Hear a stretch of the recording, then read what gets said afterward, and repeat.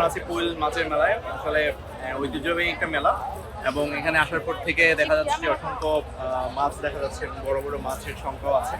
সেই সাথে শুধু মাছ না, পাশাপাশি অন্যান্য যে তৈরি বস্তু যেগুলো পাওয়া যায় মেলায়। আর মেলা সবসময় আমাদের বাংলাদেশের গ্রামীণ ঐতিহ্য, তো মেলায় আসলে সবসময় ভালো লাগে। তো আজকে আসছি, ভালো লাগছে।